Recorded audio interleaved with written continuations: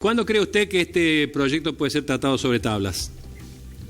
No, primero que no va a ser tratado sobre tablas porque estamos trabajando desde julio con este proyecto y ya hemos realizado 7 reuniones de plenario de comisiones donde asistieron cerca de 26 expositores de los distintos temas para abordar no solamente el tema de la baja edad de imputabilidad, que es un artículo del proyecto, sino la totalidad de la modificación del régimen penal juvenil. Recordemos que el actual régimen penal juvenil, que establece cómo el Estado va a abordar el tratamiento de los delitos en los jóvenes, data de 1980.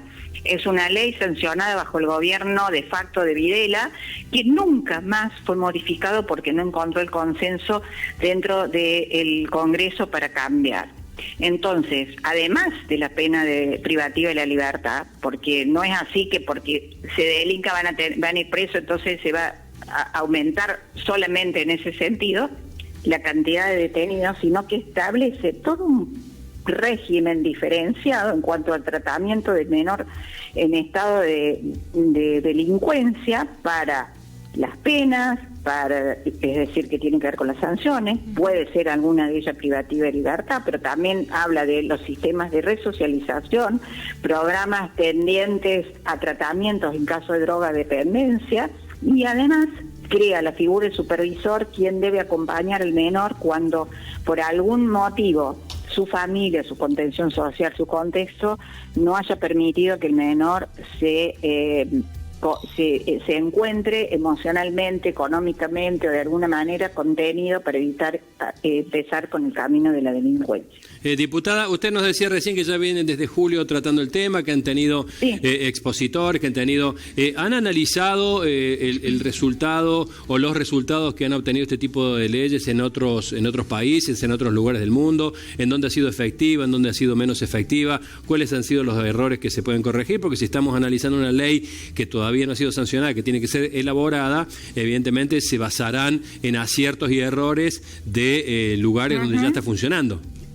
Exactamente, la ley sí ha sido elaborada, es el proyecto de ley presentado por el Ejecutivo en el mes de julio y hay 12 proyectos elaborados presentados. Lo que ahora estamos analizando a la luz de todos estos expertos que hemos citado es justamente los beneficios tanto para la persona que delinque, que tiene que ser resociabilizada, cuanto para la sociedad que tiene que sentir que la impunidad no existe en nuestro país. Todo ese tratamiento fue abordado y entre ellos uno muy importante, que es la presencia de médicos neurólogos que dieron cuenta de la evolución en el entendimiento, comprensión y raciocinio de los menores, que ha avanzado desde el año 1980, donde existe esta ley anterior que hoy está vigente, a la actualidad. Según estos neurólogos, entre los que habló Facundo Manes, que además de ser diputado médico neurólogo, Conrado Stoll y una serie de expertos que analizó también el tema en otros países, indican que actualmente un menor de menos de 16 años tiene absoluta capacidad, entendimiento y raciocinio para poder diferenciar cuando está cometiendo o no un hecho ilícito. Laura, ¿cómo te va? Janina te saluda, buen día. Hola, Jani, buen día. ¿Cómo estás?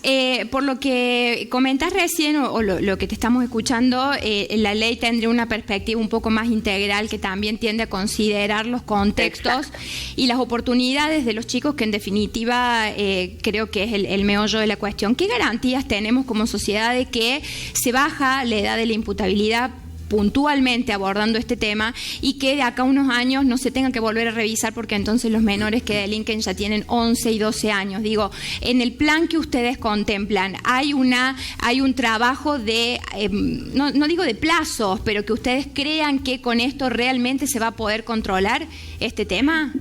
Mira, es buena tu pregunta porque actualmente, primero, el proyecto, todos los proyectos, pero básicamente el del Ejecutivo, establece modalidades, distintos tipos de modalidades y programas tendientes a la resocialización del menor.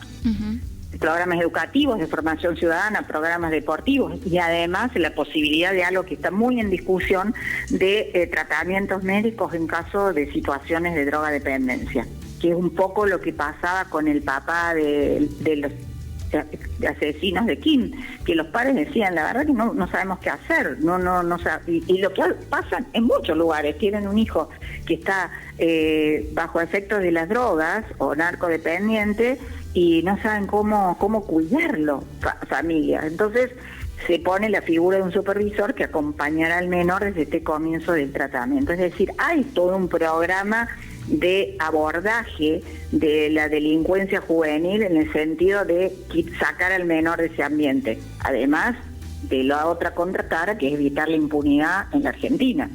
Claro que la hay. Entonces, cuando nosotros decimos avanzamos en un régimen penal juvenil integral, es mucho más allá de solamente modificar la edad. Es más bien hacer un abordaje integral. Pero actualmente todos sabemos que hay menores de 16 años privados de la libertad, ordenados por jueces no penales muchas veces, que están en una especie de gris, porque los jueces dicen no vamos a liberar a esta persona porque bajo su responsabilidad va a seguir cometiendo delitos o mata a alguien al otro día. Entonces, pero están en un gris, como dicen, no, bueno, no son imputables, pero tampoco lo podemos. Entonces ese tema también hay que abordarlo seriamente y no mirar para otro lado y decir, no, bueno, porque no son inimputables, el Estado no hace nada. Diputada, infraestructuralmente en el marco de un gobierno que, bueno, que ha hecho de la motosierra su leitmotiv, infraestructuralmente, ¿ahí están dadas las condiciones para la aplicación de esta ley? Si sale como está redactada, como está elaborada.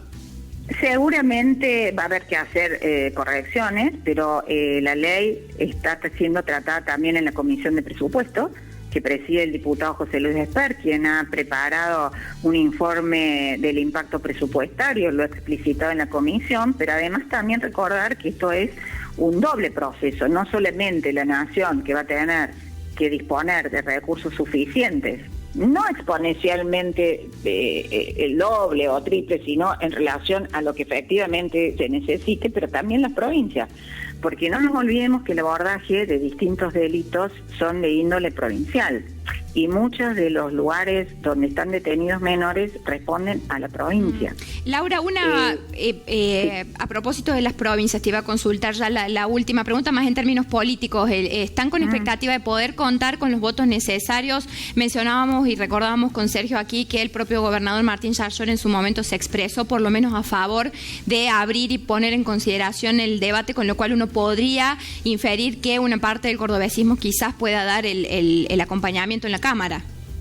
Mira, yo lo que nosotros entendemos, por lo que han dicho los diputados que responden al cordobesismo, como vos bien decís, en el tratamiento en comisión. En general los he visto permeables a la baja de edad de imputabilidad, pero para mí más revelador son las manifestaciones públicas que ha hecho el ministro de Seguridad de la provincia de Córdoba, en el sentido que es importante abordar una reforma de este tipo. Entonces yo imagino que sus diputados nacionales, todos, estarían de acuerdo con firmar el despacho de mayoría bajando la edad de imputabilidad y después tener los votos en el recinto.